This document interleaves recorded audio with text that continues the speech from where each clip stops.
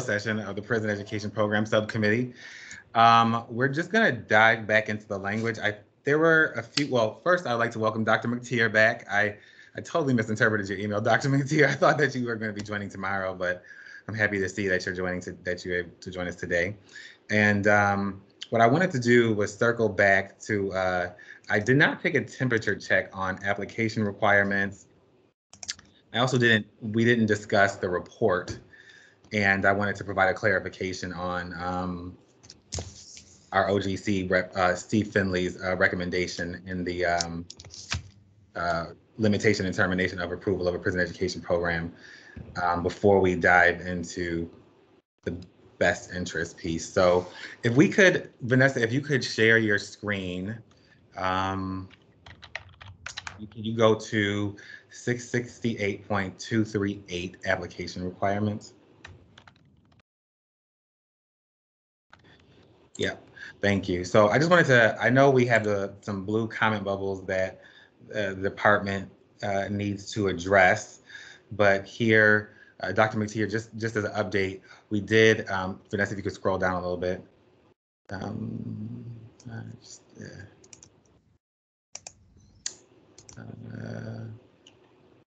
Yeah, we did add, so based on your recommendation, we added back in the comment bubbles from the first session, and also we responded to your comment about reentry counseling,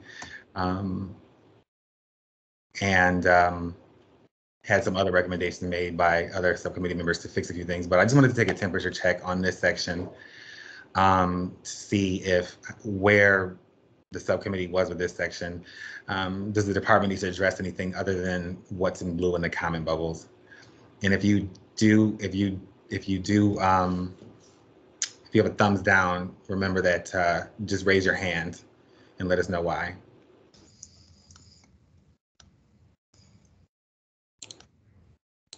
I'll pause there.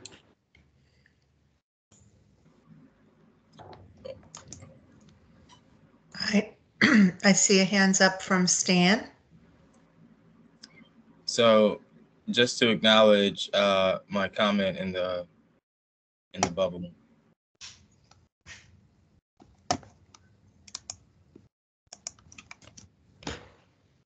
And Belinda? Thank you. Nothing additional, just wanted to highlight the bubbles with attention to that, but that's it. Thank you. And that seems to be it. All right, so it sounds like Vanessa, can you put two there? Oh, she's already doing it.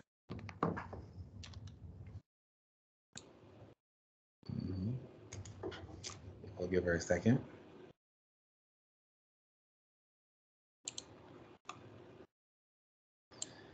And I skipped over reporting requirements before the— One moment, Aaron, I see Belinda's hand is up again.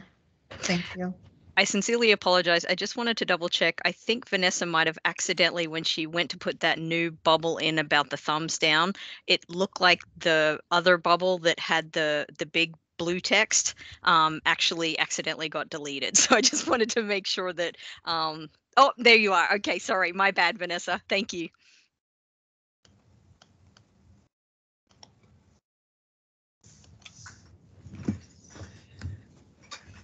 Okay, I think we can move on. Aaron, I think you're on mute. Yeah, I am. Yeah. I inadvertently skipped over reporting requirements at 668.239.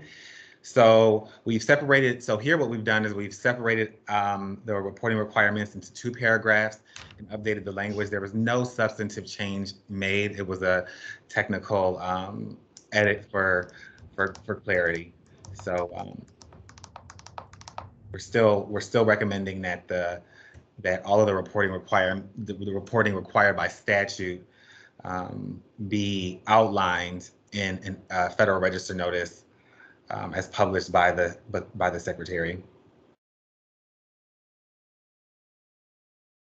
Do we have any comments on here? I'd like to mention that we have Soren Lagarde as well from our General Counsel's office that will be replacing Steve Finley for the remainder of the afternoon session. Just till 2 p.m., but yeah. Oh, okay. Okay, Steve will be rejoining us? And so Sophia, do we have any comments on the reporting language? Nothing at this moment. Okay, can we take a temperature check on that? Any thumbs down? I think we didn't have any thumbs down last time. I just wanted to make sure that we didn't need to revisit it. So just put your hand up if you have a thumbs down. No, no thumbs. Okay, and Vanessa, if you can go down to the 668.240. So scroll down a little more. Oh no, you're fine right there. Can you expand that comment bubble, Vanessa, where it says 1119 Steve Finley? So I misinterpreted what Steve was saying. Steve was just saying to add initiates in between secretary and limits. So it would the sentence. Well, obviously we'll take this back and we'll propose it. We'll finalize the language hopefully by tomorrow. But it would say if the secretary initiates a limitation or a termination of an institution's approval, then they would have to submit a teach-out plan. So just wanted to clarify that. So I had said it needed to be a cross-reference, but he was actually proposing to add initiates in there. So could we do a temperature check on that section? If there are any, I think that's the only comment in there actually. So if there are any thumbs down, please just raise your hand. I don't see any hands. All right, so before we jump into best interest, we have one more section that I wanted to look at, and there were no thumbs down there, but there were some changes, just some technical updates. So I did want us to look at it, and for the subcommittee to actually see it. And so it was, Vanessa, if you could scroll down past best interest. And right there, I think we may need to make an additional update. I think the best interest is 241 and this section is 241. So this may need to be 242. Vanessa, can you put a comment bubble just to check? I'm not sure. I thought for some reason that the best interest was 241 as well. I could be wrong. All right. The only thing we've done here is updated the cross references. This section was about the wind down, or we actually titled it Transition to a Prison Education Program, because we hope that post-secondary institutions currently offering eligible programs at correctional facilities will want to transition their programs to prison education programs. And this will be the process for the time frame for that transition process. And also, if consequently a post-secondary institution decides not to transition the program to a prison education program, meaning they decide not to go through the requirements that we're proposing here today, then they would also have this time to wind the program down. And all we've done here is put a title in and updated the cross-references. Belinda? Thank you. I just had a super quick question. This goes back to a clarifying question that I sent this morning, and I understand that the subcommittee has not had a chance to, review it or respond. So I definitely understand that. Just wanted to clarify, when we're talking about the transition to prison education programs, does this include the Second Chance Pell round 1, 2, and the 3s that will be joining next year, or is this something completely different? Just wanted some clarification on, because I understand with the Second Chance Pell, they are experimental. They've some of them have had their own deadlines, but I noticed in this text, there's nothing with regards to the Second Chance Pell experimental sites. And I just wanted to check that I wasn't off base on that. Aaron? Thank you for that, Belinda. We did discuss that. And originally we did have actual regulatory language there, but so the Second Chance Pell is not in regulation. Like, we don't define that we defined it through I believe a Federal Register notice or other forms of sub-regulatory guidance. And so we thought that it would be best to provide guidance on the 3 phases of the Second Chance Pell experimental site through a Federal Register notice or some other form of sub-regulatory guidance. We are open to hearing your thoughts, though, on, you know, how, you know, the department should amend the federal, amend the second chance Pell experiments. But we didn't recommend to actually regulate on that. So Belinda, if you had any comments that, you know, on that, we'd be willing to hear them as a subcommittee. Belinda? Thank you. Let me just sit with that just for a minute. I want to check in on a few different things there. I just thank you for that clarification, because I was thinking that it probably wasn't regulated, but I just wanted to make sure. So I will definitely make sure that I will get back if I do have language by tonight, so that we've definitely got that. But thank you for that. I appreciate the clarification. Yeah, so this section is really just in regards to, a local jail or a juvenile justice facility that is currently offering an eligible program to those that are confined or incarcerated in that correctional facility, and the process through which that institution would have to either transition the program to being a approved prison education program, or wind the program down if the institution did not want to no longer wanted to participate in the Title IV programs.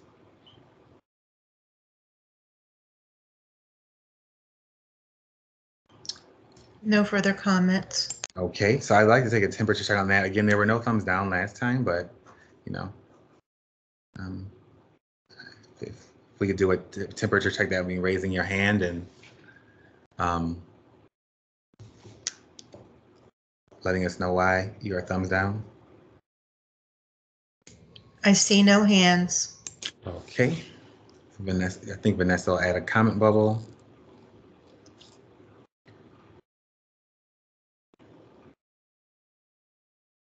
Okay, so if we could scroll back up to the best interest section, Vanessa, I think that our last remaining section is the best interest to discuss. And what I've done here, I've tried to add Belinda's comments, the document that you sent last night at 6:18 to the subcommittee. I've gone through during lunch and I've tried to add all of your comments highlighted in blue. If there's one missing, let us know. I have the document, Vanessa has the document. We can throw it in there in real time. The only one I wasn't sure if it was yours was the May must. Vanessa, can you scroll up a little bit? Is that yours, Belinda? The May must? Okay, all right. Okay, so before we dive in, I do have something I wanted to say to the subcommittee. So we discussed during the last subcommittee meeting, and we have sought to clarify, define, and measure the specific requirements in the law related to how the Departments of Corrections and the Bureau of Prison assess whether a program is serving the best interests of students. This is both because we know this will be a new role for corrections officials who haven't typically been required to measure all of these metrics, and because we share concern of many of the subcommittee members about placing too much authority with the Department of Corrections or Bureau of Prisons, whose responsibilities go far beyond the educational needs of incarcerated students. So we have a lot of comment bubbles in the document that the department has put in for more feedback from the subcommittee. And I think we should probably just kind of go indicator by indicator and talk about each of them. So for the first metrics, we're talking about the enrollment post, students' enrollment post release. And I think we have some comment bubbles here. So for the subcommittee members, we continue to invite research and input about these metrics to ensure a floor that ensures a program is operating in the best interest of students. Where research exists about the typical outcomes of prison education programs or appropriate levels of quality. And we would appreciate submissions of the information from subcommittee members, particularly as it relates to the metrics proposed to allow the DOCs or the BOPs to define the to define what stakeholder input. So that was pretty, I know we've already received some data. I think Dr. Mateer actually sent in some research about the benefits of prison education programs previously. And I think that was posted to our website. And so for the first indicator, we hope to remove the burden of calculating this first indicator from institutions and instead calculate it, the Department of Education would calculate it and provide it back to institutions and oversight entities. The department proposes to allow oversight entities in consultation with incarcerated individuals and their advocates and accrediting agencies to determine what an appropriate re-enrollment level is to ensure the program meets the best interests of students. And so I will pause there and open the floor up for conversation on the first best interest indicator. So that's one, I think that's one now. So it's A1.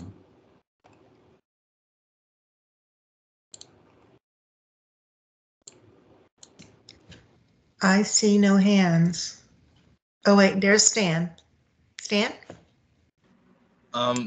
Maybe I missed it, but what was the comment on the may must? So changing must to may. Sorry, I have two different screens open. I totally missed that. Yes, may must. I missed that. Yeah. Thanks for bringing that up, Stan. So Belinda, would you be able to describe the may must before we move on to enrollment post-release? Thank you. This was more of a point of clarification here. Looking at the FAFSA Simplification Act and all the requirements in the act, it says may require things such as employment rates, recidivism, and things of that nature in the FAFSA Simplification Act. And then in the language that we have here, as possible or mandatory language before these kind of subpoints here, we've got the use of the word must here as opposed to may. And I just wanted clarification, with regards to that, because, and I'm not a legal person, but it seems that may seems quite different than the must, and I just wanted kind of clarification on that before we even got to any of the other kind of bullet points there, because depending on the may must situation, it could potentially have further ramifications for those other kind of bullet points there. So just kind of wanted to clarify that, please. Soren?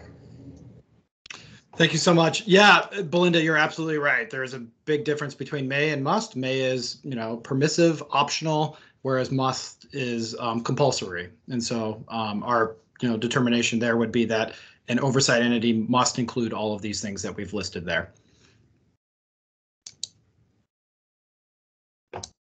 Stan? Yes, thank you for clarifying that. And that is exactly why we want to remain with the language that was proposed in the bill, which was may. I think that would offer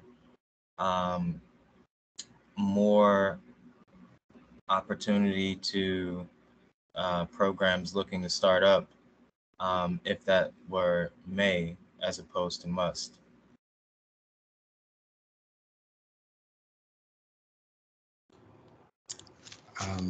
Vanessa, can you put a comment bubble into just, you could just say that there's a recommendation to revert the must to a may. Dr. Mateer? To revert back to may. Yes. Dr. Mateer? Hey, yes. So I agree with Stan in terms of the may to must. So this might be because I was not here earlier, but did we ever clarify the oversight entity information? And so who's that oversight entity that's going to be upholding this particular section? It was said that we would get back to that is what we said at the beginning of the meeting. So until we establish the oversight entity, I think that's going to dictate how the rest of this plays out. And so I would like to have that conversation about the oversight entity piece, especially because we were all struggling with that that change yesterday with what we originally had, and now it was removed, and I'm still unclear on where we stand on that component. So, and I believe this is one of the areas where we had a lot of pushback for the Department of Education. So we really want, I really want to make sure that's specified and cleared up before we move on. Stan? Yes, Stan, I think you're on mute. sorry about that. I was just saying, yes, I would agree. This is where, you know, some of that language was included. So if added above, and if we have that discussion, you know, there wouldn't be the need to add it here, because it would already be added in the definition of oversight, what the oversight entity was. So I would agree. I think we need to have that conversation because it so heavily weighs into all of the best interest conversation that we're looking to get into.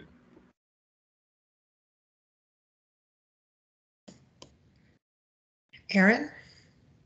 Stan, I received your recommendation for the definition of oversight entity, and I have put it into this, pasted it into this document. I'd like to get feedback from the first. I want to ask Belinda. I want to go back to the first part. Belinda, what was your position? Would you like the department to revert back to the may, or what are your feelings about the may to a must? Was it just for clarification, or did you want your name also added to Stan and Dr. McTier's request to change the must to a may? I think it has to. I support the may here. And if it goes to the must, I'm not sure. I'm not sure why we would be going to the must when I certainly understand, like, again, if we're thinking of equity, inclusivity, at this point, I'm saying that yes, with the may, going back to the may, because I don't see an angle with how the must would be more inclusive of students. But again, I reserve the right to change on that. But at this point, it seems a little unclear to me why we would be going with must. Thank you. And I wanted to just get the entire committee's feedback on going back to the definition of an oversight entity. We do have until 3 o'clock to discuss the best interest piece.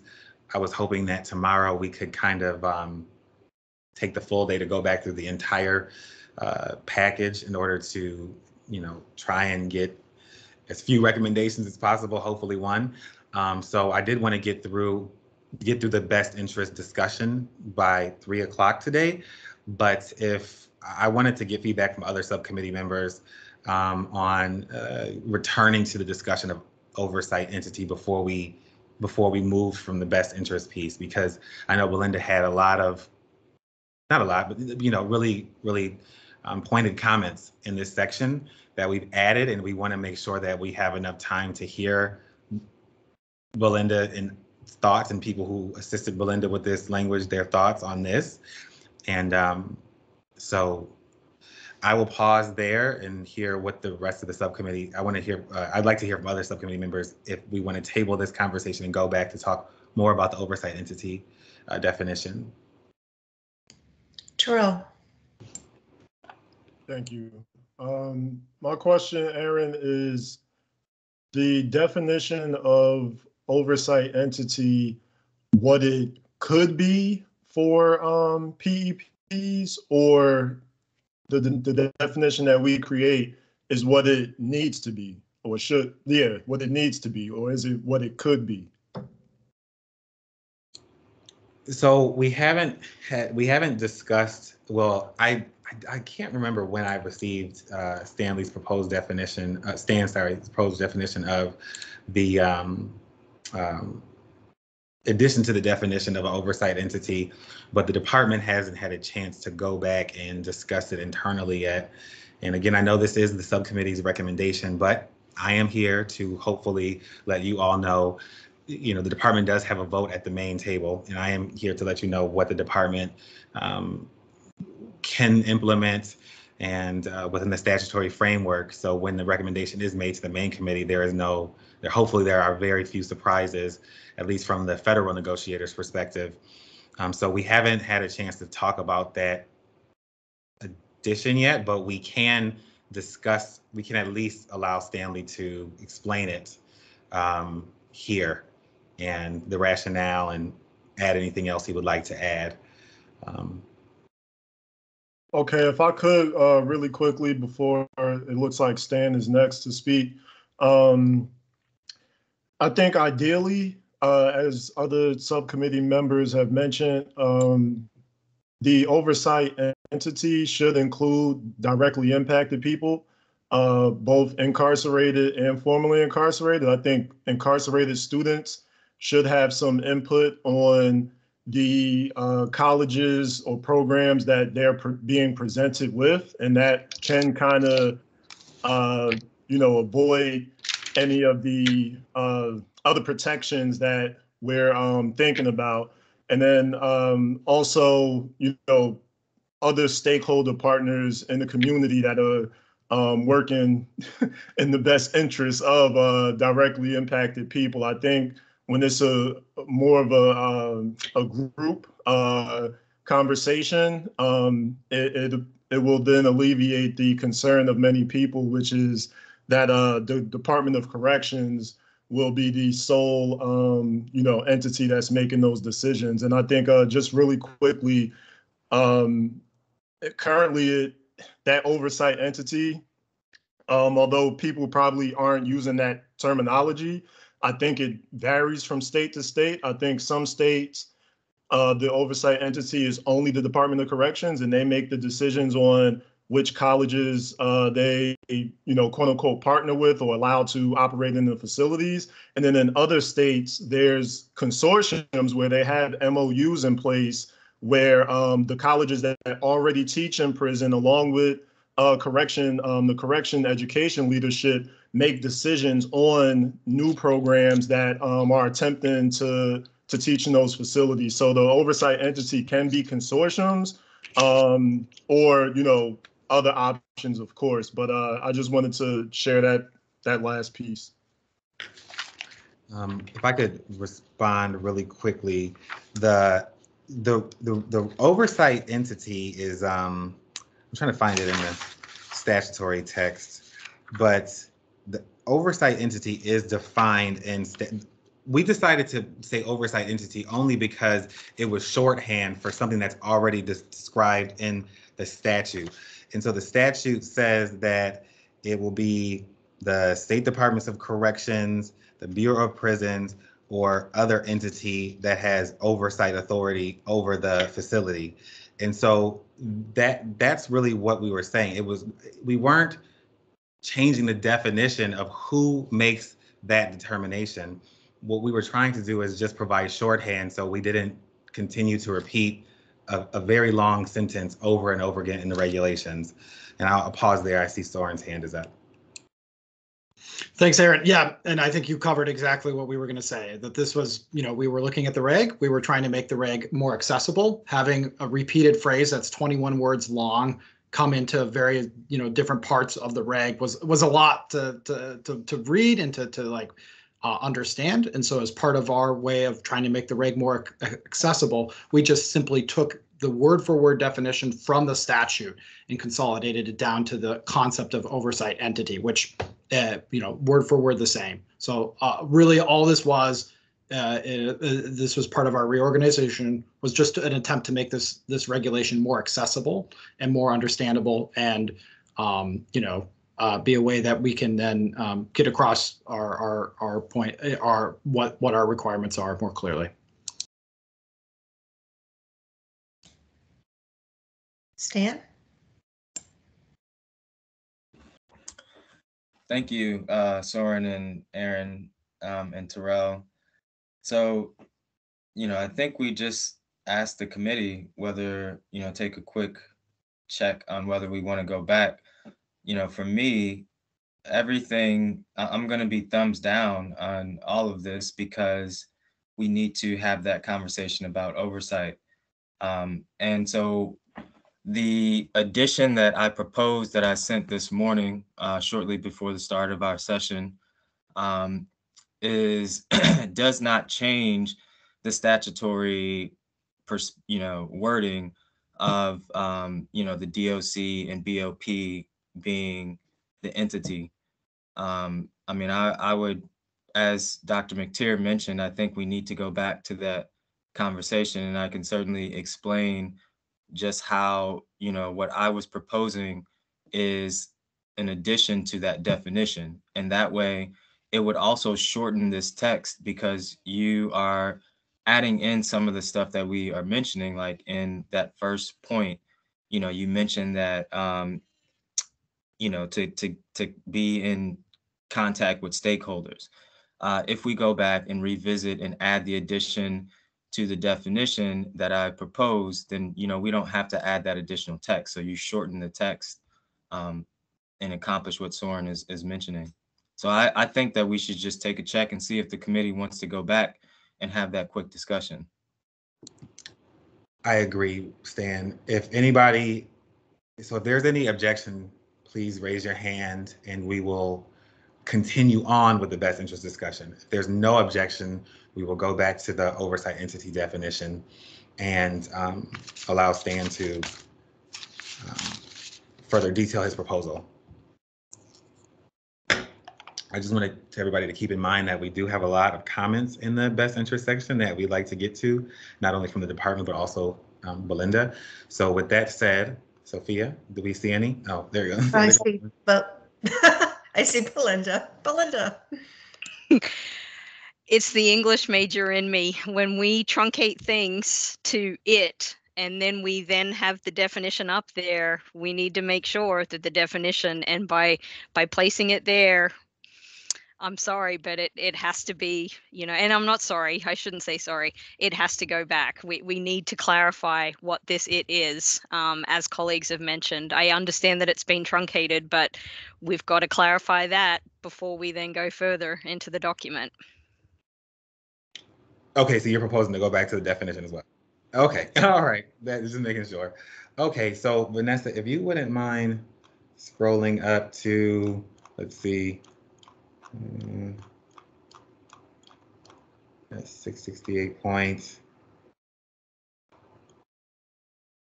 See, oh, there you go. Yep, you're there. All right, so I've added Stan's, I've added Stan's recommendation here in the blue comment bubble. And so I'll open up the floor to Stan to talk more about it.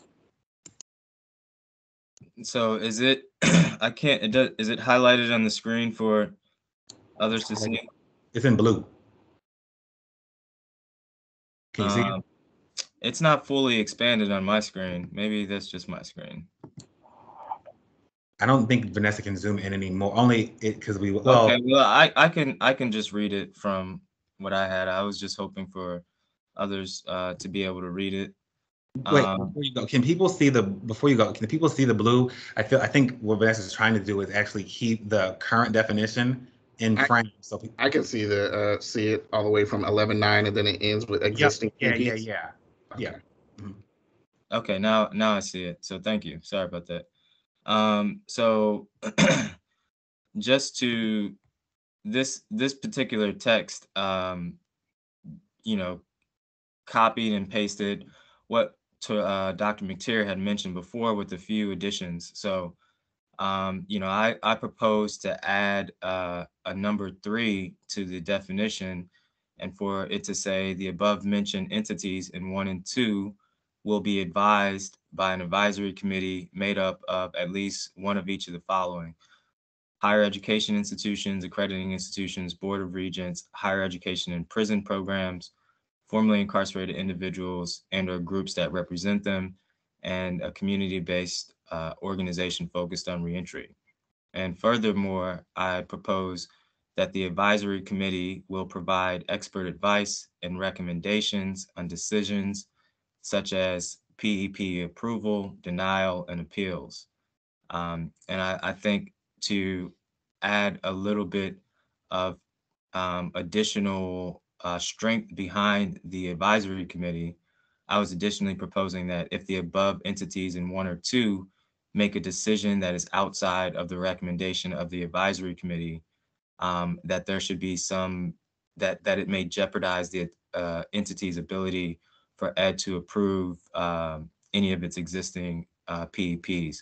So to further talk a little bit more about that last piece specifically, as Terrell mentioned, states such as New Jersey, New York, Kansas, Georgia have these coalitions in place that are higher ed and prison coalitions that kind of partner with each other. They're different colleges and universities that have prison education programs, and they've brought together a number of different stakeholders at the table, and they help advise the DOC. And as Terrell was mentioning, many of these have MOUs in place with the DOC, where the DOC is leaning on their expertise, since the DOC may not be as expert in some of these topics, to help them make decisions. So I think with the way the text is, 30 seconds. This would just be an addition, that it's still the decision of the DOC or the BOP, but they're advised by this particular advisory committee on the things that are mentioned in the text there. And I think, you know what, Stan, because this is your recommendation, I want you to, I know we were doing a 3-minute thing, but please continue if you know. That, I mean, I can answer questions or thoughts from that, but I can stop there. Dave? So Stan, I have just a few operational questions about how this would actually work in practice. So let's take an example of a case where a school wants to start a prison education program, and they want to bring it to a correctional agency or the Federal Bureau of Prisons, whichever it may be. And your language includes a must, that it must include at least one of the individuals from all of these groups. What happens if one of those groups can't be represented? Does that mean they simply can't apply for the program?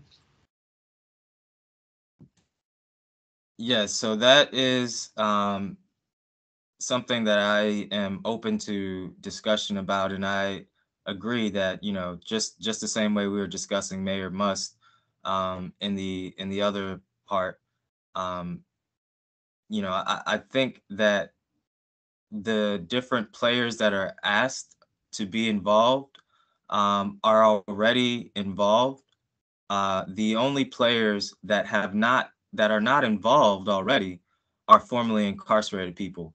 So my concern with changing that would be, if we add may, the party that always gets left out will be the formerly incarcerated people.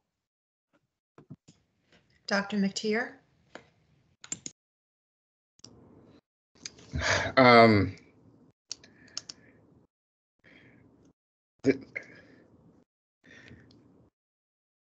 So Stan, I hear you. And thinking about the logistical aspect based off what David just asked, I am also curious as to, so one, I do think that there needs to be a committee in place, which is what, you know, I recommended earlier on. And now I think the issue that I will probably run into is, again, what David brought up, is if one of those individuals choose not to participate, then there's no higher education being offered at all. And so for me, I would much rather have education at least be offered. And so I just don't want this to to really push out potential programs just because they can't mark or check all the boxes. And for me, that is a concern. But then I hear the other side of me hears the who will be left out, which would be the students, and it's often they are excluded. I feel like right now walking on that tightrope. I don't know exactly what to do. It's almost like damned if you do, damned if you don't. But again, saying that must, I feel a lot of programs are not going to apply, and I don't know if I necessarily agree 100%. But I don't disagree, but I don't 100% agree either. If I might add to that, I mean, would it be okay for me to? Yes, go ahead. We did have Terrell had something to say as well. I'm not sure. Did you want to? Terrell, you could go. Thank you. Yeah, just really briefly, I do think it is mandatory that directly impacted people are a part of it. We cannot continue to make regulations and laws and decisions for a population and someone from that group not be a part of it. Like, that cannot be. So to the college who is in X state that may not have any college and prison programs already, there is a handful of them, and they're entering this work for the very first time, you should be not just focused solely on creating your program, but seeking programs that have, been, I guess, implementing best practices or promising practices, doing your research and literature, because this is shaping to, for better or for worse, be in a field. And there's no excuse to not seek out or invite formerly incarcerated people, no matter if you don't have any in your state. There's organizations that exist where you can reach out to individuals. So it's not I don't believe it's an excuse for a program to say, oh, we don't know anyone who has graduated from a college and prison program or has gone to prison and did all of their education on the outside. It's not an excuse to not include at least one person to be a part of that group. And if I might add to that, I agree 100% with Terrell. Getting one formerly incarcerated person, if that's a challenge, then you may not, that may say something else about you. Don't need to be in this work. If you can't find one person who has been to prison and has graduated from college and is immersed in this work, not just anybody who graduated and they're not even involved in this work. We're talking about is so many people that have come home and are doing justice and education work. It's not an excuse. And those individuals who are doing the work, we will intentionally mentor and bring on individuals, create leaders that can fully participate in these spaces. But to those colleagues, I don't feel sorry if you're not making any attempts whatsoever to locate someone. And if I might add, the other piece is that this is looking to be, it's not necessarily, it wouldn't be on you, Dr. McTeer, to put this together. This is something that the DOC should put together. So the DOC needs to put together this advisory committee to help them with the decision-making of you coming into their institution. Marissa. So I think the incarcerated individual is so important, and being from a very small rural state, off the top of my head, I can think of 2 incarcerated individuals that we would love to have on this advisory board, and I think it needs to be in there. And I think it motivates the incarcerated individuals that we already have in our facilities to do these programs and want to be part of it. And I think that's so crucial, and I think it needs to be in there. Dr. McTeer. So that's for the students. And so I think we understand, and I do agree that I do believe the students need to be at the table.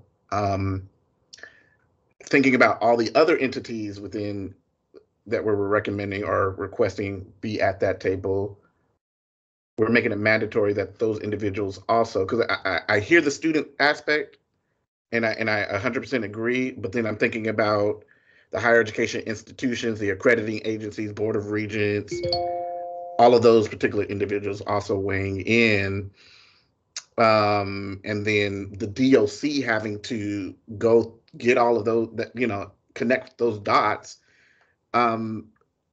Correct me if I'm wrong, the DOC is not in education, and so I don't even know if they would know where to start to even make those connections for like accrediting agencies, Board of Regents, etc. So I don't know. I'm just trying to. I'm trying to make sure that we are looking at it from all angles before we just say yes, this is what we're going to do. Must. And so I agree with the student aspect that they need to be at the table. I am on board with that.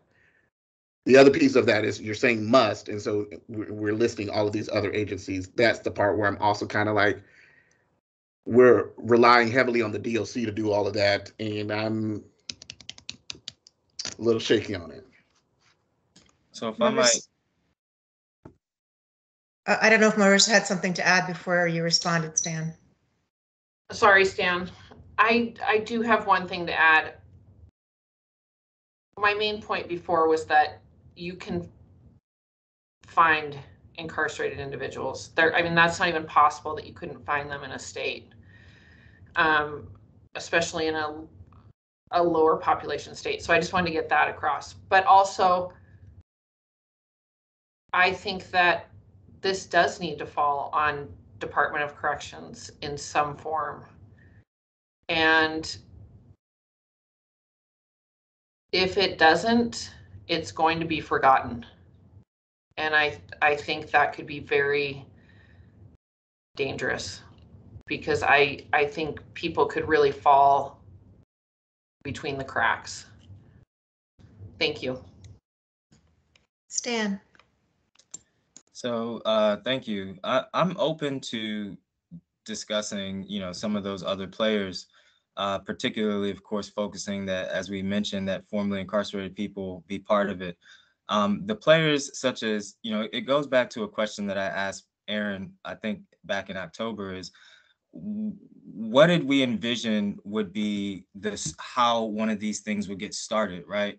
So is it the DOC that's starting it? Is it a university that's starting it that comes and approaches the DOC? Is it a community organization that, who is the start of it, right? So let's say there's a state that doesn't have one started yet.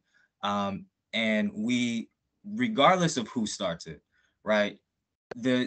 A university needs to be in the conversation already, because they're going to be in the conversation. If it's the first program, then they're in the conversation already. They are that first program. So, you know, once that conversation gets started, the university is already there. The accrediting agency is already part of this conversation. It already needs to be part of what accepts, you know, the program. It's included in other parts of the language. So, I mean, those players are there because they would be helpful to assisting the DOC in areas that they may not be familiar in, and that we're asking the DOC to do. You know, the Board of Regents, that was something that is part of the list of states that I listed that have entities like this in place. They have representation from the Board of Regents on there. That's a new player that's not really already part of it, but can come in valuable in different valuable places. The community-based organization is something that, you know, is lacking, and Terrell and Belinda can maybe speak to this on how, you know, there's been so many instances of people leaving prison education programs and just being thrown out into the wild per se, and not being guided into, you know, how to get back into school. So, I mean, just having those entities in place, and I mean, we're asking them to do other things as well. And so I think this will help in these other best practice issues, and just in a number of different places. But again, I am open to thinking about, you know, some of those other stakeholders. but certainly the formerly incarcerated stakeholders, need to be part of it. Dr. McTier. Was Dr. Petroni? I saw her hand first. So did she want to speak before I did? I did not see her hand, but yes, go ahead, Dr. Petroni, if you were first. Yeah, thank you very much. And thank you, Dr. Mateer. And I agree completely with what Dr. Mateer is, that intention, making sure that we have the formerly incarcerated, but the must is also a little bit tight for me. And then it feels like there's a bit of redundancy if we're going to have the higher ed institutions and the Board of Regents. That could be a redundancy. In Colorado, we only have one Board of Regents, and that's for the University of Colorado system. I don't know if other states are similar. So Board of Trustees would be maybe more inclusive. So that would include other of our systems. And perhaps we may want to even include or their designee. So, our Board of Trustees, that's, all volunteer, and we ask a lot of them already. So maybe their designee could be in there. And then just deciding whether there's a redundancy between having the institution and a board member. So those are the comments I wanted to make. Thank you. Thank you. Now Dr. McTier and then Marissa. So I wrote that same thing down about not every institution has, or every state has a Board of Regents, but also with higher education and prison programs starting, not all Board of Regents and Board of Trustees actually agree with the establishment of higher education and prison programs. And so I think it's also important, like that must is very concerning for me because of those nuances that exist. We don't know what relationships or partnerships exist outside of the institution, right? And many of the boards are made up of community members. And so I just want us to consider that point. The other piece that I was going to add as I'm thinking through this now with this addition is, all right, say we add all of these elements. There's no time frame. So we know that sometimes the DOC moves extremely slow with things. And so requiring them to get all of these entities in place, if I'm submitting an application and now I got to wait until they decide to move the ball and they can just say, hey, we reached out and we're still waiting, that could take months and possibly years for this program to get up and running. So again, my concern is with this must. I hear that we do need students at the table. I think we're all in agreement with that. But again, some of these other key players now adding in this time frame and thinking about what David talked about is this process. I feel now we're just now we're getting into the weeds, and so I don't want to get into the weeds. I do think we need to recommend that these people be at the table. At what process, I don't know. And now I feel like now we're diving deeper and getting deeper than we necessarily need to be. But I do think that the DOC, we're giving all of this and placing all of this on the DOC to handle an application when they might not even want the program to be there. I don't know. Marissa. I just have a couple of questions that I need people's expert advice on from the subcommittee. Can there be some of these entities that are musts and some that are may? And also, in a small state like ours, and I mean, I have to tell you, Stan and Dr. Mateer and Terrell, I'm so impressed because in smaller states, we don't have these robust community-based organizations for reentry. And in some smaller states, they don't even really exist. And so that really concerns me, who we build this bridge with on the way out. And I don't want it to be just something that's written down as a community-based organization.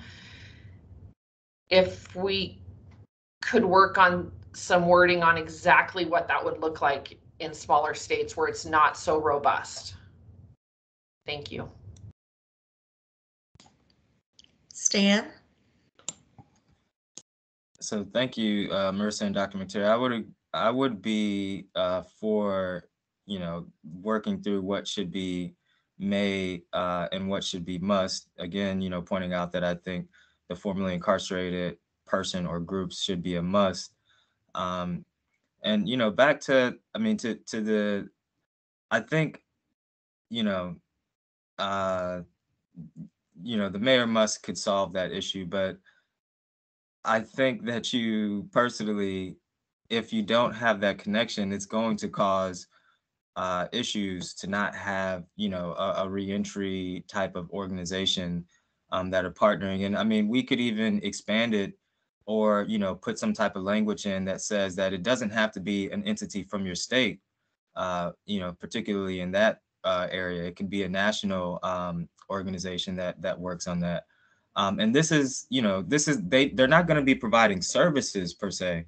This is just to advise. So, it's not saying that they're going to be providing services. Belinda.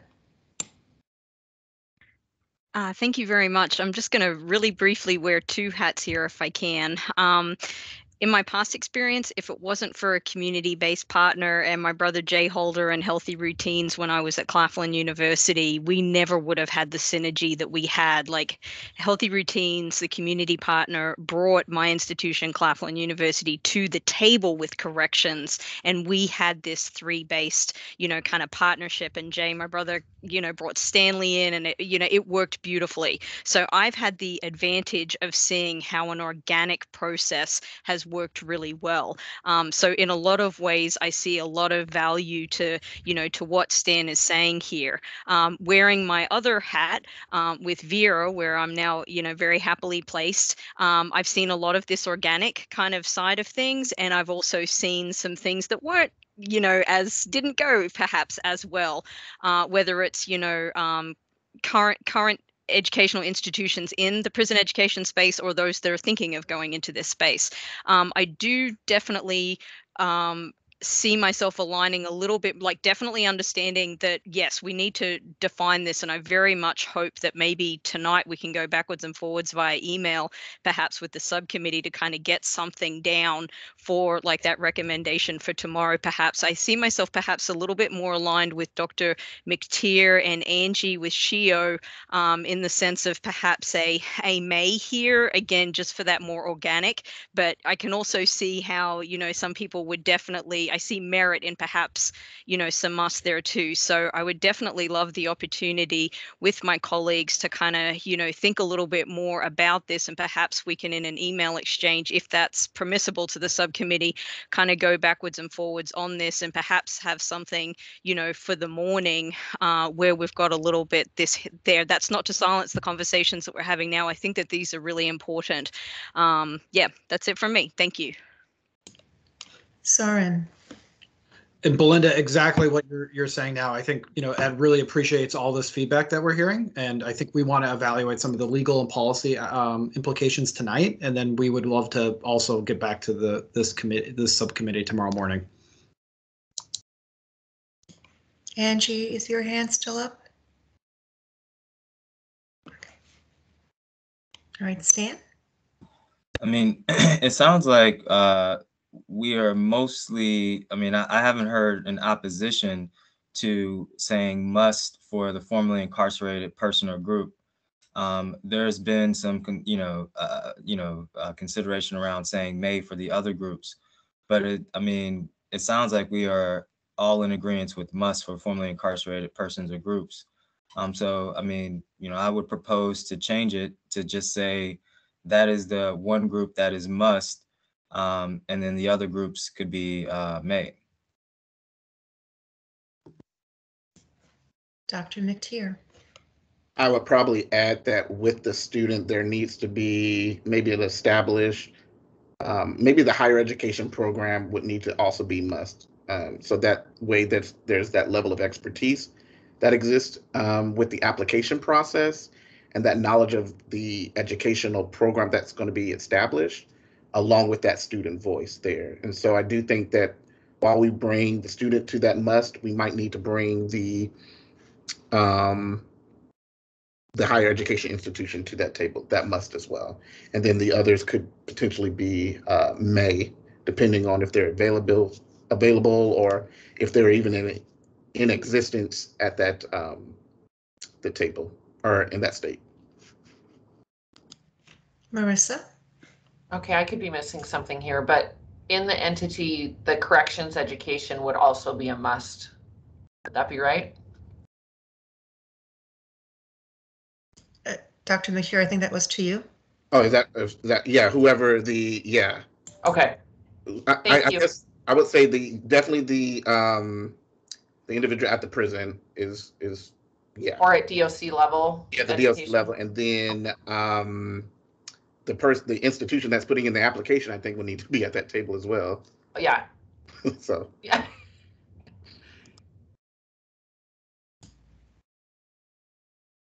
Marissa, is your hands? Oh, okay. Stan?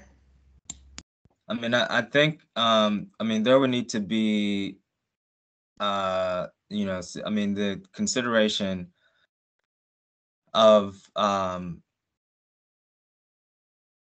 mean, the way that I was thinking of it is that this will be a board of sort. I mean, and, you know, we don't have to define a time that they meet and that nature. But, you know, for instance, the prison education person is a higher education person. And so those kind of are both this, you know, could satisfy both. But, you know, I would just additionally add the thinking of if this were an advisory group, you know, what would be the concern about, you know, the actual entity that may be applying or that is part of an appeal. You know, maybe that person would need to, you know, if that would be a conflict of interest within that process. Marissa?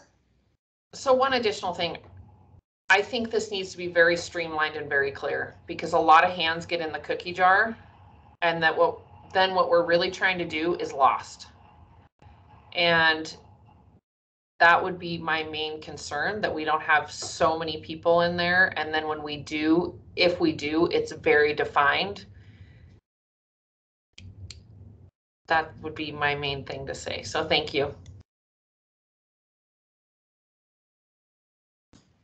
I see no other hands. Aaron? Yeah, I think.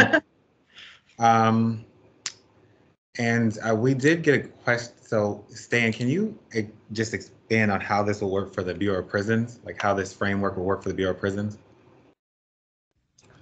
So I think if we don't have it be a restriction of that the entity has to be in that state, I mean, so for the Bureau of Prisons, they can look nationally to, you know, meet these requirements.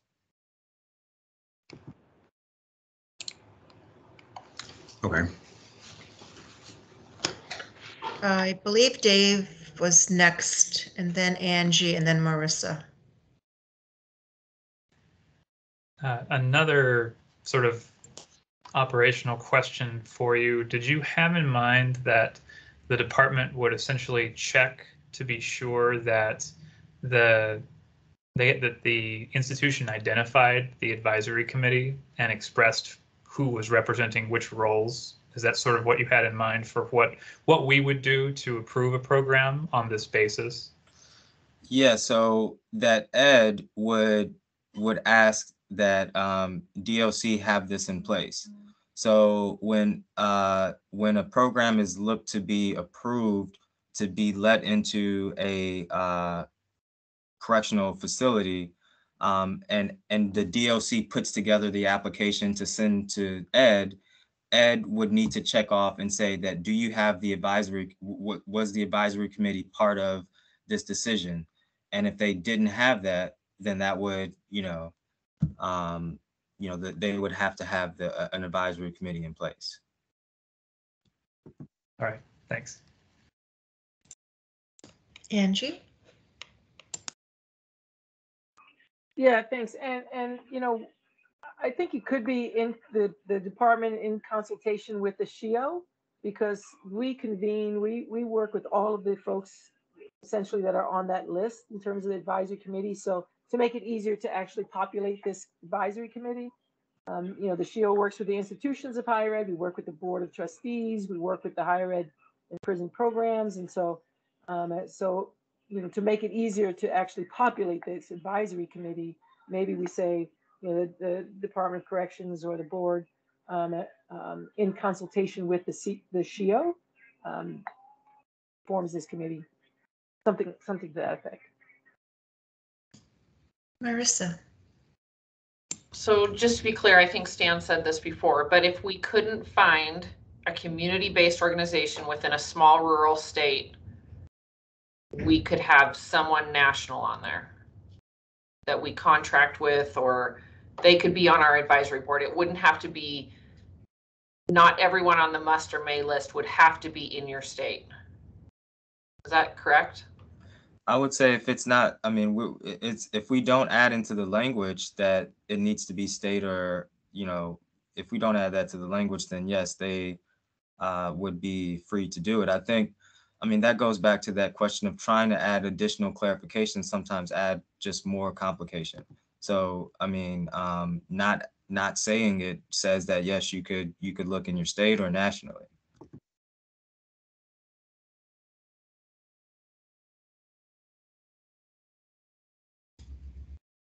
I see no other hands at the moment. Aaron? Okay. I think we can conclude this conversation and go back to the best interest piece.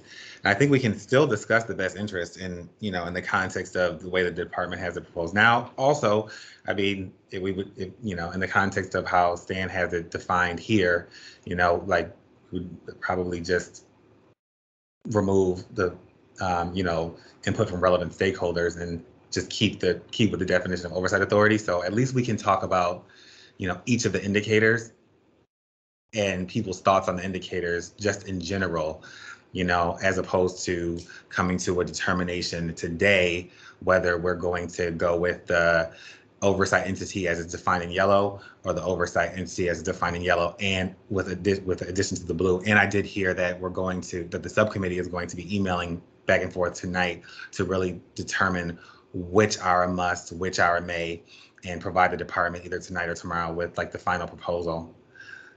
So hopefully we can move to the best interest piece and at least and talk about those in the. All right, so for enrollment post-release, I wanted to open up the table to discussion on this. I think there's a question that we did have though. So if we were to define it as whether the rate of a confined or incarcerated individual continuing their education post-release as determined by the percentage of students who re-enroll in higher education reported by Department of Education. So we would report that to the Bureau of Prisons, the State Departments of Corrections, or whatever oversight entity that we ultimately decide is how we define that, meets the thresholds established by the oversight entity with input from relevant stakeholders, which must include incarcerated students, incarcerated students, organizations representing incarcerated students, and accrediting agencies.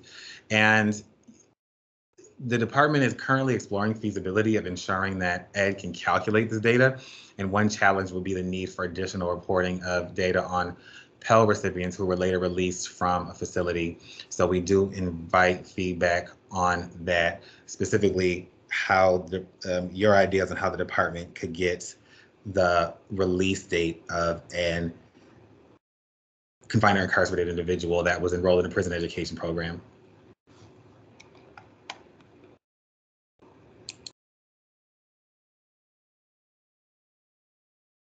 Oh, Dave, I'm sorry, I was on mute. Dave. No problem. So yeah, this question is, I think it's directed both at Dr. McTeer and Marissa, and it's really about, do you think it's possible for us to create a reporting mechanism, given all of the laws that are in place, which I personally am not familiar with, privacy laws, other kinds of considerations for incarcerated individuals, for the correctional agency to provide to the department information about whether a Pell recipient has been released. over a particular time frame, because that is what the department would need in order to perform this calculation itself. We really, without having information about who is released, what we would be able to report is of much less value because it's of the entire population of incarcerated individuals, including those who don't have an opportunity to continue their education post-release. Marissa? Would it only be data if they were released, or if they moved into a career, or if they moved into a post-secondary? I mean, it's easy to tell who's released, but it's hard to tell what happens if they're not on probation and parole after they're released. Dave? So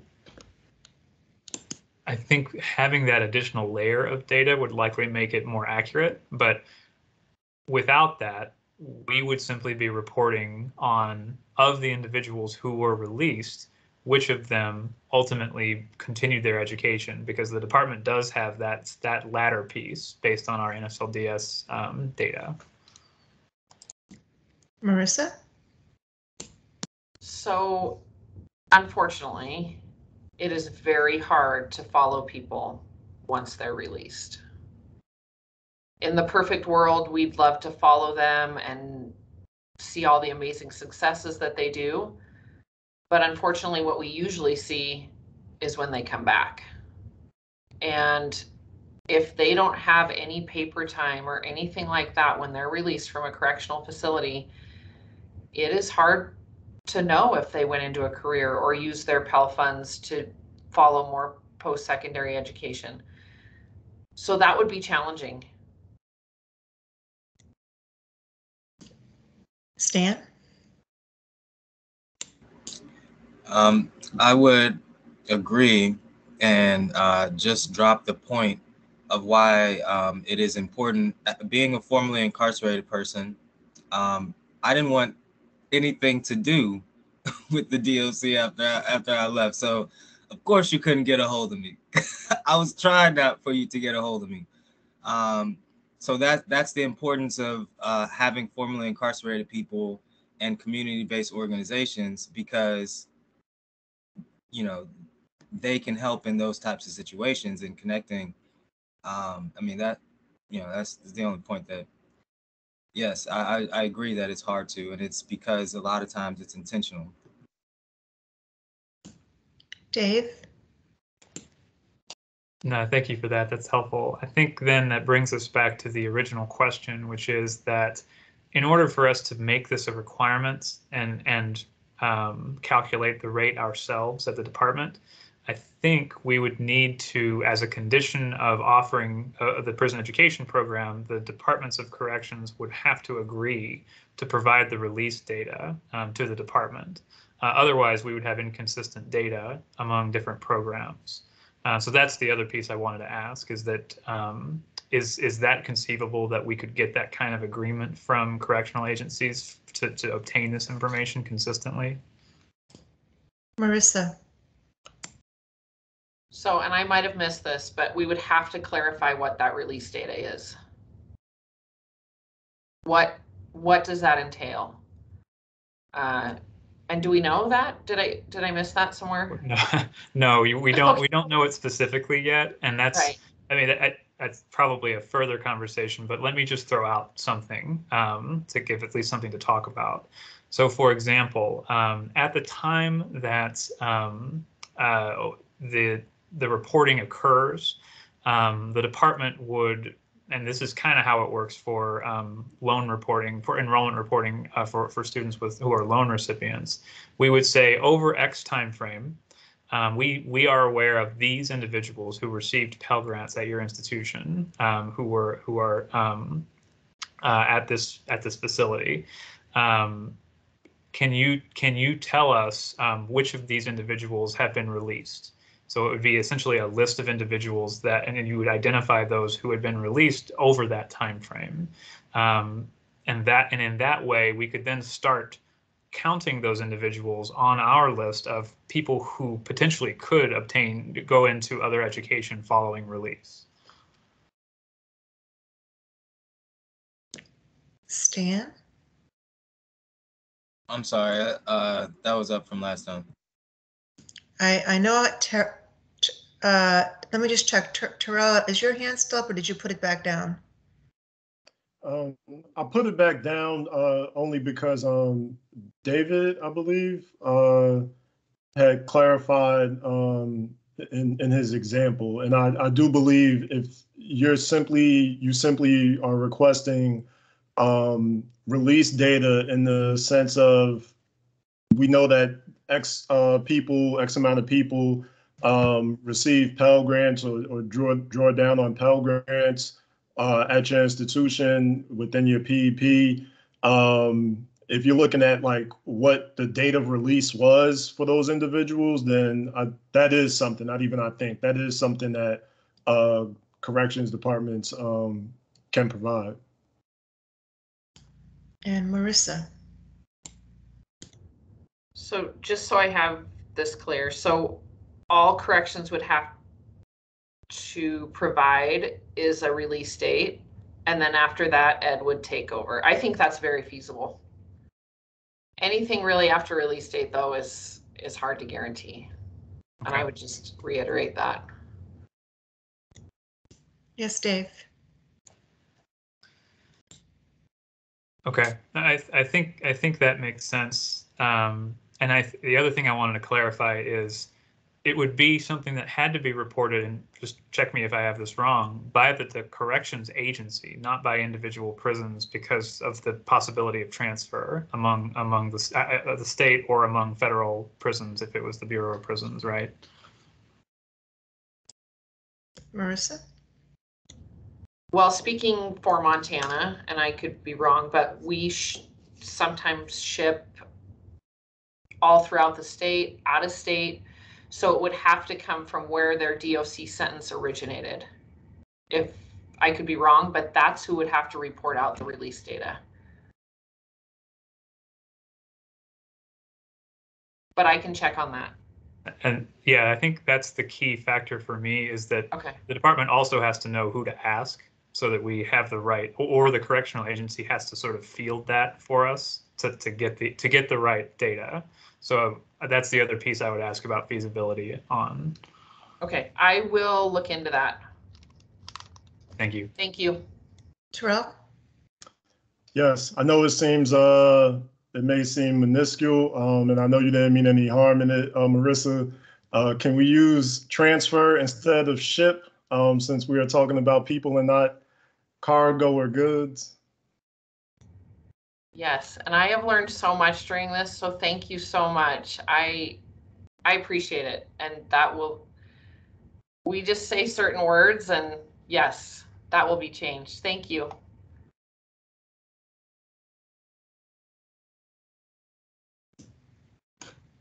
Is your hand still up, Marissa? Okay. I see no more hands at this point. Aaron? Yeah, David, did you have anything else on this, or should we move to job placement? Nothing else on this one. All right, thank you. All right, so for wait, we see Belinda. Sorry, Aaron. There was a bullet point, yes, that I just had there, which didn't collate with what David was saying. So I wanted to make sure that I give voice to it before we go to job placement rate. Just to ask for the subcommittee's consideration for this, that if indeed this data point is going to be collected, by Ed in order to determine operating in best interest of students, one of the things that I asked for the subcommittee to consider is that we include racial/ethnic, gender, and disability data for enrollments, completions, and outcomes to ensure that there's indeed equity and inclusion in the prison education programs and post-release programming. So just put that as a potential recommendation, if possible, for the subcommittee's consideration. Thank you. We have Stan and then Marissa. Stan. Yes.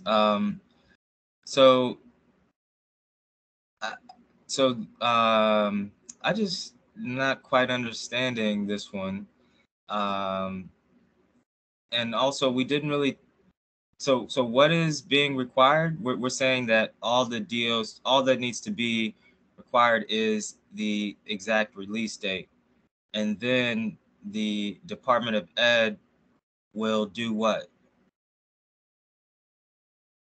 And I have more to my question, so. Okay, shall we go to Dave first to clarify? Sure, thanks. Yeah, it's a good question, Stan. So the idea, at least, and we're still working on feasibility on our side as well, is that we know who the Pell recipients are, so we can give that list to the Departments of Corrections so that they can tell us who of those have been released. We know then through enrollment reporting that all institutions are required to perform for Title IV recipients who is enrolled at eligible institutions following the time frame where they received Pell as an incarcerated individual. We would then put that into our annual report that we're required to make by Congress, and this is another thing that we're still working on about how this would work.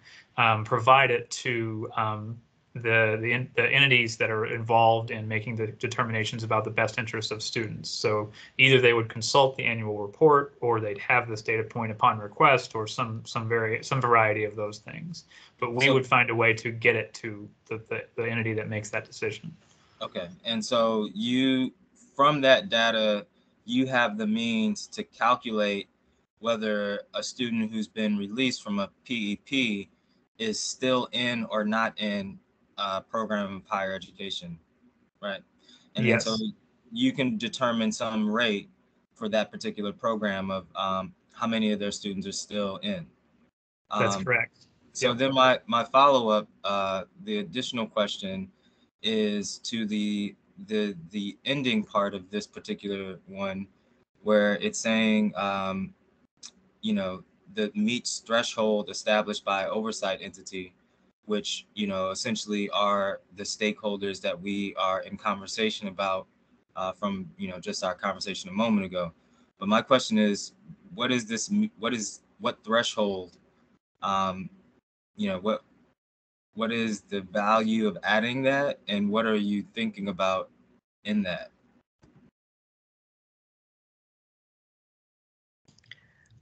I can, Dave, I don't know if you wanted to weigh in there, Dave. I can. No, I'll defer to Aaron on this part. Yeah, I think the threshold will be established by, we have our current definition of oversight entity, that keep in mind, Stan, it doesn't include your blue language, but as currently defined, it would be, the threshold would be established by the Bureau of Prisons, State Departments of Corrections, or other oversight or other entity that was had oversight authority over the correctional facility, whether that be a juvenile justice facility or some other local jail or a work farm or reformatory. So that entity as currently written would be responsible for establishing the threshold.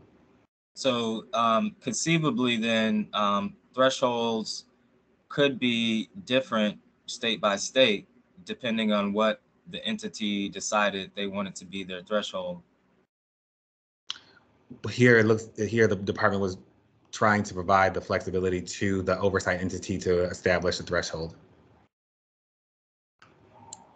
And okay. then as David mentioned, all of this would be reported to the Department of Education through an annual report. And in fact, I think there's another part of the regulation that requires determinations to be reported to the department within. We'll see it soon, but I think it's within 30 days. Yeah, it has to be submitted to the secretary no later than 30 days following the completion of the evaluation. So we'll have annual reporting. We'll have reporting from the DOC, BOP when they make the determination. So there'll be reports to the department about the thresholds that were utilized.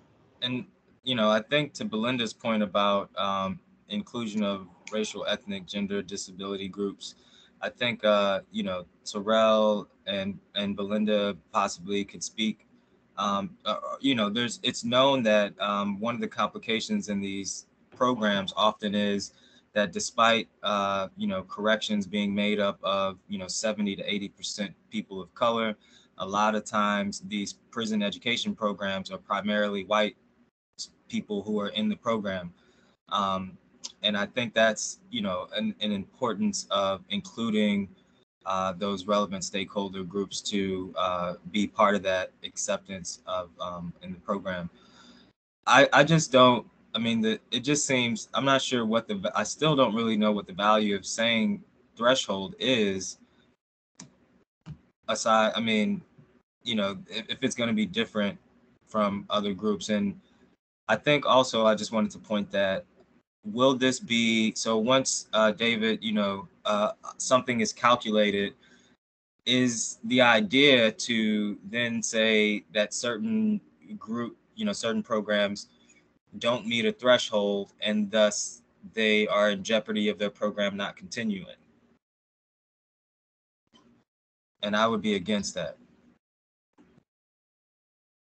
Okay, we have Angie that's been waiting, and then maybe we can go to David for a response. Yeah, thank you. I just wanted to support Belinda's recommendation about disaggregating the data, and I'm not sure if that's already being done in any of the reports that are coming out, but I think that's critical for higher ed to know what the success is of the programs and to ensure equity. So I just wanted to really support that. Dave, and then Marissa. So, yeah, I don't want to speak for Aaron on the threshold component. From our perspective at FSA, we want to be sure that the information is available. And if we're able to calculate this rate, I think the other consideration is we'd want to be sure that it's publicly available, given our statutory obligation to publish that annual report by program. So I will leave it to Aaron on the threshold component. And really, my part of this was just to ensure that we can allow a correctional agency to create a threshold, whether we require them to or not, as a policy consideration that you guys should talk through. I did want to talk for a moment about Belinda's recommendation here, and that. So everything that I've discussed so far presumes that the only kind of reporting that we would need in addition to what we're already collecting through administrative data to calculate this rate is that release date.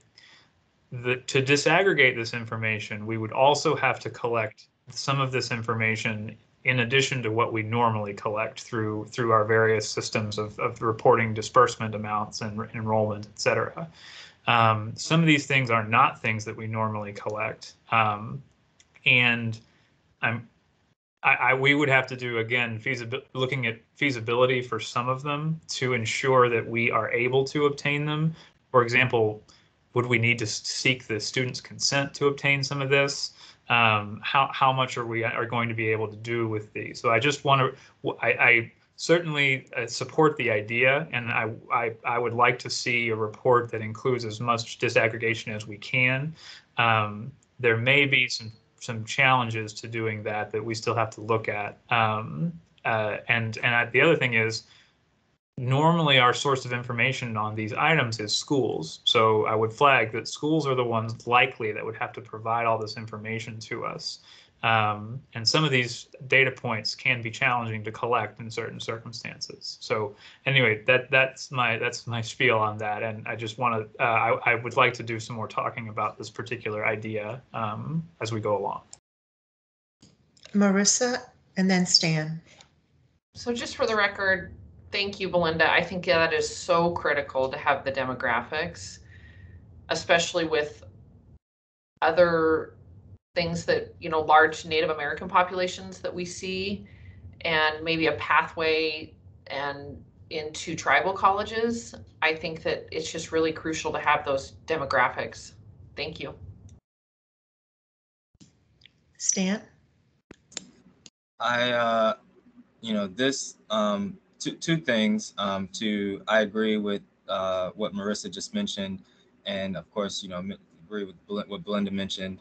And I would add again that is one of the value to having that advisory committee, as they could potentially advise as how to reach out to tribal communities and schools, as you know, they would be comprised of stakeholders that may have more knowledge than a DOC would have in reaching that type of population. David, do you have in mind which ones are more difficult to get and which ones are easy for you to get?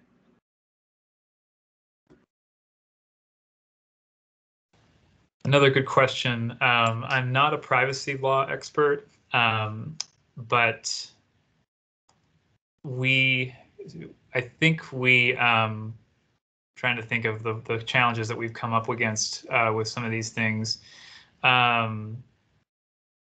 Disability information can be challenging to collect. I'm not sure exactly how we would collect that consistently. We could potentially. There are a variety of challenges associated with reporting gender that I don't want to get into here, but that maybe we could overcome. And generally the best way to collect a lot of this information is to get it from the individuals, which may create its own challenges here. Because we wouldn't collect a lot of this on the FAFSA. That's our normal connection with individuals, is when they apply on the FAFSA, we obtain a lot of information about their background. Now, some of this we would be able to collect potentially once this is all up and running after the FAFSA simplification takes effect in a few years. So we may be obtaining information about race on the FAFSA. But the other two components, gender and disability, those might be the ones that were a little bit more challenging. But it's possible. I think we just need to look at how many privacy considerations there are, and sort of, do we need consent from everybody? Do we have to ask the individual to give consent when starting the program? Is that something we have to require schools to obtain? If not, that makes it a lot easier. But those are the things that I'm thinking about as we're talking about this option. Stan. Yes, and I mean, again, I think that would be a strong consideration for the advisory committee to look at in terms of the racial ethnic makeup of programming. And I think that could be one of the values, again, to that type of entity. But I mean, we know that there is, because the challenges that you know of with disability and gender, less information is known within the higher education and prison field about the disparities there. But it is pretty well documented, the disparities in racial ethnic makeup of these prison education programs. So, I mean, for us to know that and then not do something intentionally to address it is problematic to me. So I think that's why, that piece would be very important to include. Marissa? I agree, Stan. And I think we just cannot forget any people in this process, no matter who they are and what their backgrounds are. The thing is about the demographic information is that don't Department of Corrections get that information upon intake? Wouldn't that be very easy to compile? And also state education offices, when you sign them up into an education program, require that demographic information. I mean, they can choose not to answer, but that's very rare when I go through any paperwork anymore. So I'm just wondering, I think it's very feasible. Dave? So, and this is where this is not my area of expertise. So I do want to, I appreciate that you think it might be more feasible. What limited information we've heard is that there are occasions where the Departments of Corrections have told us we can't just divulge that information to you. Like, we have it in some cases, but there are laws, either state laws or federal laws, et cetera, again, that I'm not as familiar with, that prevent us from providing this information more broadly for research purposes or for other purposes. So I think that's the piece that I'm not sure about, and that is a crucial part of the feasibility of collecting all of this. If the correctional agencies have it, that's one whole hurdle that we've gotten past. I think then the next question is there a patchwork of laws that may or may not prevent it? Are there federal laws that prevent some of these things from being released without consent across the board? That's the level of detail that we would need to have in order to know whether we could do this consistently. Stan. Sorry, I left it up from last time. Sorry. Okay. In that case, I see no other hands. Aaron. All right, thank you. So I think, you know, hopefully we were trying to get through the remainder of the indicators today. I don't want to rush the conversation. I think it's been really great conversation for the last hour, actually. So we'll move to job placement rates next. And we did have a comment bubble there for you to consider. And so we're just saying that, you know, we know that job placement rates are particularly hard to calculate, and the department does not have good data on the field of study of graduates.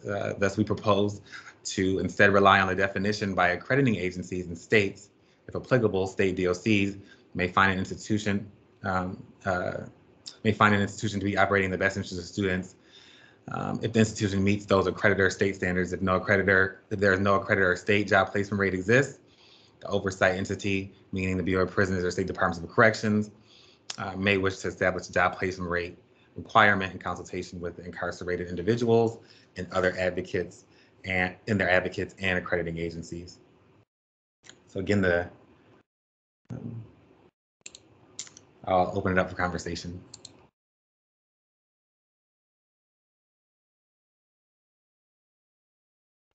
Belinda. Yes, thank you. I just wanted to say I appreciated how we went from the original language of these different metrics on the first day in October, and now we're getting to some of the revised, you know, taking into consideration what colleagues have said, you know, between the first time that we met to today, because I'm really seeing how a lot of this language is definitely opening up. So I just wanted to make sure that I, you know, mention that and say that I appreciate that we're continuing to kind of expand these definitions like Ed had asked at the very beginning. I just bring up, and again, this may be a bit of a a tracking nightmare for Ed or whatever entity as we're moving here. But again, trying to push the envelope, trying to make sure that, you know, these programs are really, again, serving the best interests of students. I put in with the recommendation to colleagues via email last night, and I see Ed has put it in here, that in addition to just like the general overall job placement rates, I wonder if we could please also note in-demand careers, you know, also being recorded to provide stronger benchmarks for programming. Again, I'm not sure if that's a logistical nightmare, but it would seem to me, you know, to add value to those programs and to kind of help both the students as they're looking to evaluate different programs and kind of determine which program they might want to be a part of, but then also, you know, for other stakeholders in that as well. So thank you for considering that. Thank you, Belinda. Can you expand on in-demand careers? Is that defined, or do you have a definition for that? Yes, thank you. Yeah, I should put that in there, but I was really just saying something like a you know, beyond a livable wage, like, you know, some kind of, you know, like not just, and nothing against, you know, someone who has a full-time job at a McDonald's or something like that. But if we're looking at like someone having a baccalaureate degree in something, you know, that it really is perhaps a more matched kind of career matched with their degree program, for example. So maybe rather than even just in demand, you know, like a career that matches their credential. Again, I'm not sure if I'm muddying the waters for Ed or whoever else, you know, does this, but I think, you know, again, as someone who used to wear the other hat, you know, in the educational field, that was one area that we always looked at with accreditation. You know, if a student does indeed have a, you know, a degree or certification in this particular field, are they actually working, you know, applying that certificate or credential to that actual job that they wanted. So I hope that provides a little bit more context. And I apologize, I probably should have just said career matched with credential kind of thing. So thank you. Thank you for the clarification. Terrell, did you mean to put your hand down? Yeah, I'm still trying to figure out if my hand raises need to stay up, or is it just like a flag to let you know, which it seems like it's been working. So I'll continue to do that. But I don't Keep think keep it up. keep it up. Okay. Just checking them. I don't think the in-demand piece. I think the in-demand piece would be necessary for those programs that lead with this PEP that they're presenting to lead toward like increases in employment. That's not something that I normally hear from liberal arts and humanities and other areas, but those programs that are introduced into the prison as something that is going to create more jobs for directly impacted people, if that's what they're going to lead with and why this program should be accepted, I don't see anything wrong with them having to kind of follow up and provide outcomes based on their program. Marissa. So Belinda, one of the main things that we're hearing all the time is this in-demand career. It's a buzzword right now. And it's really important that that's in there because we want things that are sustainable income to fill employment gaps. We don't want any more women leaving our facilities and just going into housekeeping or just going into food service because that's what has always been done. And with the males too, we want for correctional education, for me, is sustainable income. And that and like you said before, Stan, things that like breaking that ceiling. And I think this is so important to have in there. I'm not sure if it's the right words, and maybe Stan and Terrell, you can help with that, but that's powerful right there. Thank you. Stan. So thank you. And I am also for the inclusion of in-demand. I wanted to just point out also that a couple things. I think this is again where the mayor must comes into such strong relevance. These, if it's the May, a program could choose to include the in-demand or choose, not potentially not include that. And it would be up to the advisory committee that is made up of these stakeholders to help that particular, state, do what is best for that state. I think that it's also, I agree with Belinda. I like the additions that were made that, state that it is the stakeholder entities. And I mean, in this language, it includes the incarcerated individuals as a must, and, accrediting agencies as a must. I think that it's important if we have that advisory committee piece, when we get to things like this, they can define what is the threshold, what is maybe the threshold because of the difficulties is set, accordingly, to what that committee advises, and it is not set to individuals who that have not been impacted by the system. I think that is the guard. Having the advisory committee is the guardrail to potentially setting a threshold that makes this exclusive. By having the advisory committee, we can ensure that this threshold is not exclusive and that it remains inclusive, and doesn't keep programs out. I think both the changing to May will help do that, as well as having the advisory committee will help keep this inclusive as opposed to exclusive, and that was my question earlier to David and Aaron about what are you intending to use threshold for? Are you intending to use this to exclude programs? But if it's on the advisory committee to make that decision, then, I think it would be, I would be in favor of that. Yeah, I think the threat. I'm sorry, Marissa. Can I answer that, Marissa? Yes. I know the threshold is really to ensure that the programs are operating and continue to operate in the best interest of students. And so the law says rates. I mean, the statutory text is deleted in red line. So we do have, the Congress did say that the Bureau of Prisons or Departments of Corrections would have to take into account the rates of, or job placement rates or rates of confined or incarcerated individuals. So if you have a rate, if the oversight entity is looking at a rate, then a threshold is a natural outcome of setting a threshold for that rate is a natural outcome, I think, of the statutory text. So that's why we're still providing the flexibility of here, the accrediting agency or the Bureau of Prisons or Department of Corrections to establish those rates. Marissa and then Stan. I think I'm good. I just want to make sure that this piece is in there for the record, that I think it should be in there, and that we need to work on the in demand. This is where the hands in the cookie jar come in. And I think we really need to be thinking about the students and how they can sustain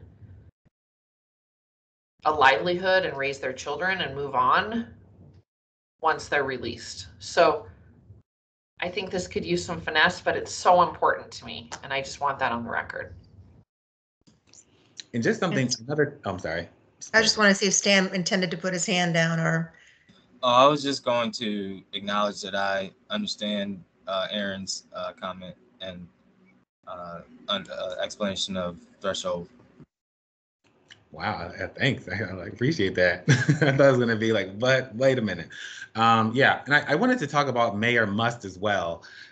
So I think what we wanted to avoid is a situation in which an oversight entity, however that ends up being defined, it says, well, we're only going to look at transferability of credit and nothing else.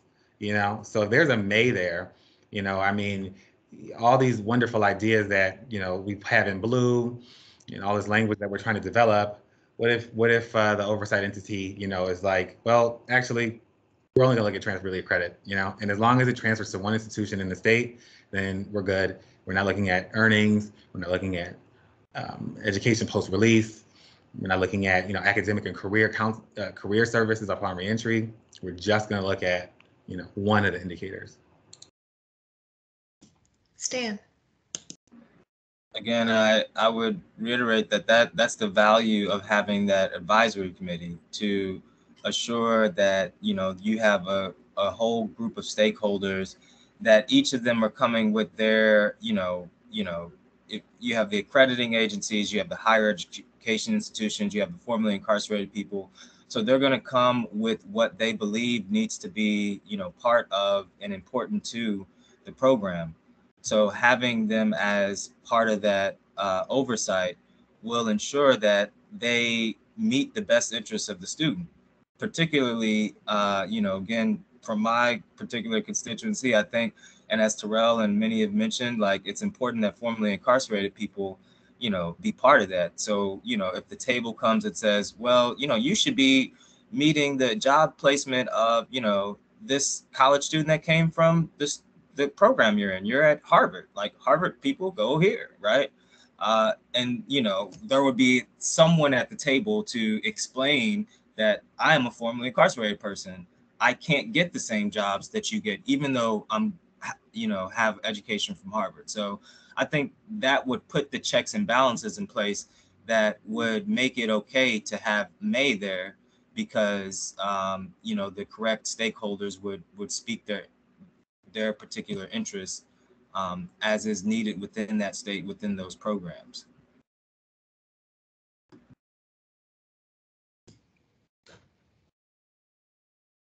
I see no other hands at this time. All right, well, let's move to earnings. I think the last one we'll probably be able to talk to today with our remaining time is earnings. And I don't want to say that we should rush the conversation. We probably should try and wrap up that conversation in about 7 or 8 minutes, but we can always return to it in the morning. But for our next indicator, the department, so we have a comment bubble there that you can see on your screens. The department does have the ability to calculate earnings of program graduates using college scorecard report data. For instance, the college scorecard reports data on program earnings by field of study and credential level. Similarly, the department has historically calculated and published via the scorecard the percentage of graduates who earned above the typical earnings of a high school graduate to measure how consistently the education pays off for the student. So we propose to provide these earnings back to institutions and oversight entities to inform the decision of whether the program is operating in the best interest, in the student's best interest, rather than relying on the measure as it pertains to prison education programs, rather than only relying on the measure as it pertains to prison education program. Institutions may provide metrics on similar programs at the institution to demonstrate their ability to provide the program in the best interest of students. And so here, yeah, so I'll pause there for conversation.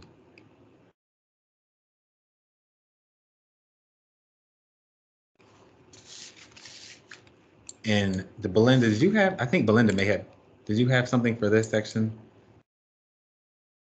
And I see no comments at this point. I'm wondering, I don't know, Belinda, did you, I don't think you had anything for this section, okay. Still no comments. Surprise, my friend. Enjoy that. There was no recommendation, my friend. Okay. And still no other comments. Okay, maybe we should move to the next one. So for the next one, I think we have a comment bubble from the departments as well. Let's see, do we have one? Yeah. So recidivism rates are particularly hard to calculate. The department does not have good data on the field of study for graduates. Thus, we propose to instead allow the oversight entity to establish a recidivism rate requirement in consultation with incarcerated individuals and their advocates and accrediting agencies. We also explicitly disallow certain types of students from being included in the calculation to ensure that institutions are not unfairly judged by poorly designed recidivism rates. I don't see it on my screen. Is my screen just frozen? It might be frozen. It looks like on my screen, Vanessa does have the comment box open.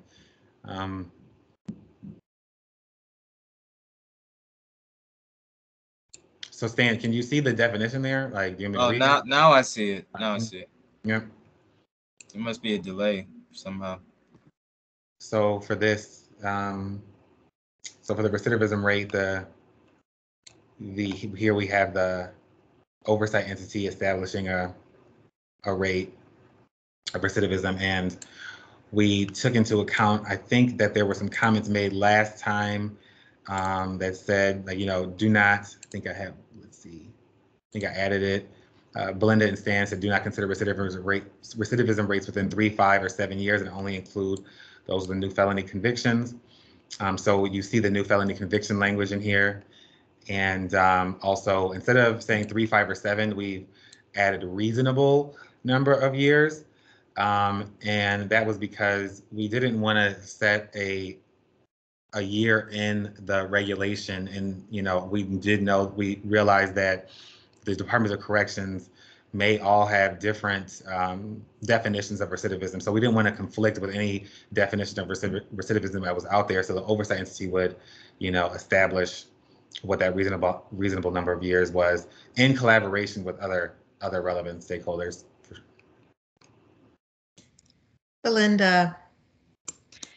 Thank you very much. This is the comments. I can't speak for my colleague Stan. I want to make sure that he has a chance to, but I know at least when I was making this recommendation along with Stan in October, we were working within the confines of this being must language.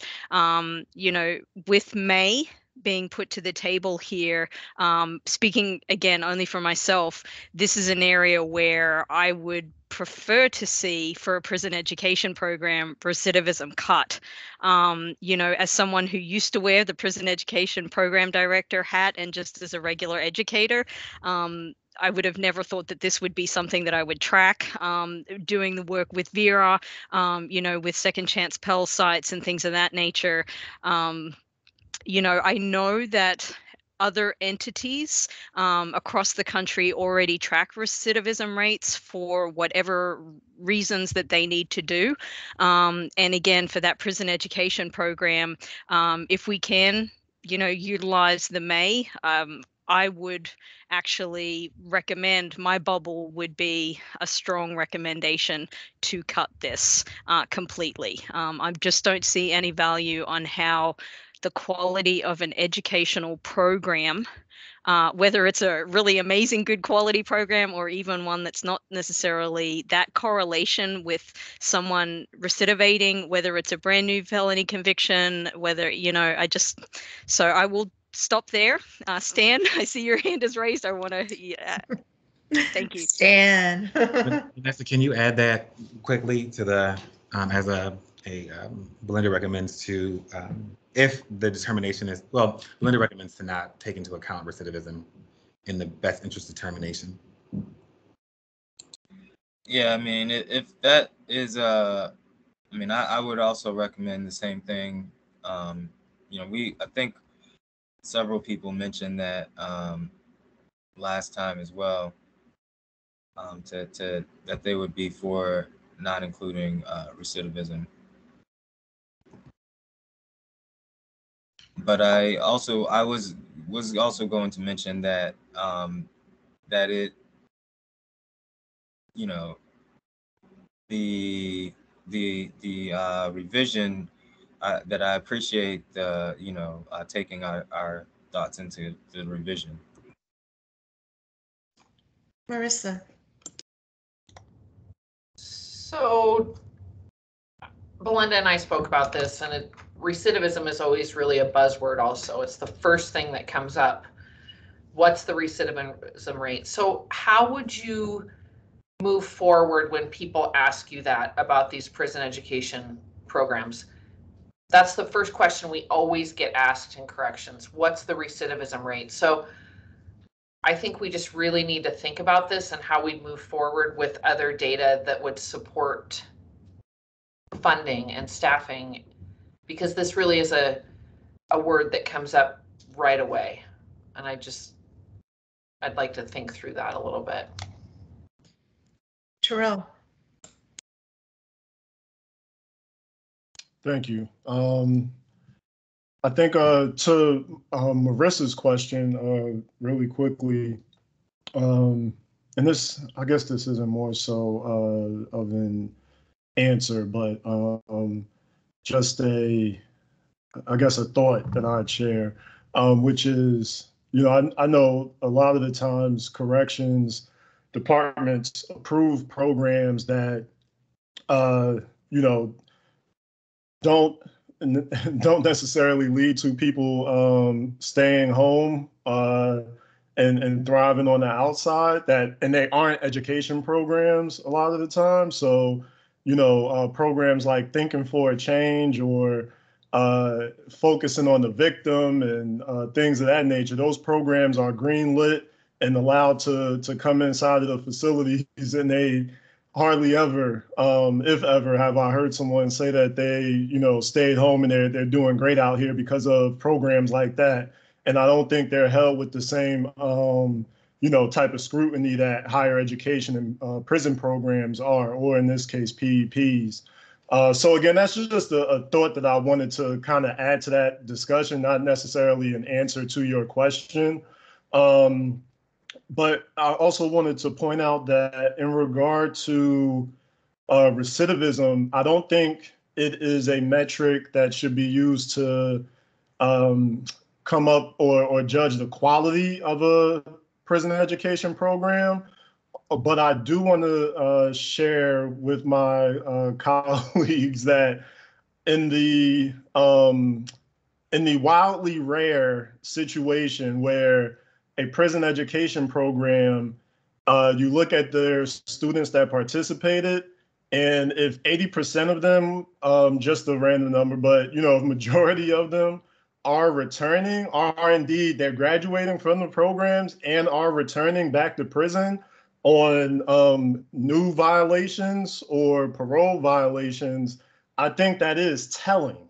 And I think it's more so about that best interest of the student piece, and also to the much larger point that Stan and the rest of the group continues to stress, which is that having multiple stakeholders involved, it removes the accountability from just one or two actors, which is the education institution and the Department of Corrections, and involves and encompasses a much larger group, which is peer support networks through formerly incarcerated people that have gone home already and are doing well and can give tips and strategies to those coming home, those stakeholder groups that are community-based organizations. So again, recidivism shouldn't be used to judge the quality of a program. However, in the case of best interest, if a program is operating in the best interest of students, I would look for, if I saw data that indicated a lot of people were returning from your program, I would have questions about what that program is or not doing for their students. Aaron, it is 3 o'clock, actually 3:01. It's 3:00. I think we still have one more comment from Stan. Let's take comments, please. Yes. Thank you for letting me share my comment. So to Marissa, I think, corrections does often ask for recidivism. When they ask for that, because we get asked that in the work that we do, we tell them our graduation rates and our persistence rates, the rates of people returning to college in an additional year. We tell them our GPA, which in our program is like a 3.75. We tell them their success in reconnecting with their family. So there's graduation, persistence, GPA, those are just the academic metrics that you would use for an academic program. So, we share those instead of recidivism. That is 3:02 now, and I think we should adjourn for today. Tomorrow we'll come back, finish up the best interest piece, and then go back through the entire regulation, only in areas that obviously we didn't obtain a positive temperature check-in, and clean up the language and hopefully come to that one recommendation. So we'll see you all at 10 a.m. tomorrow morning, Eastern time. Thank you all.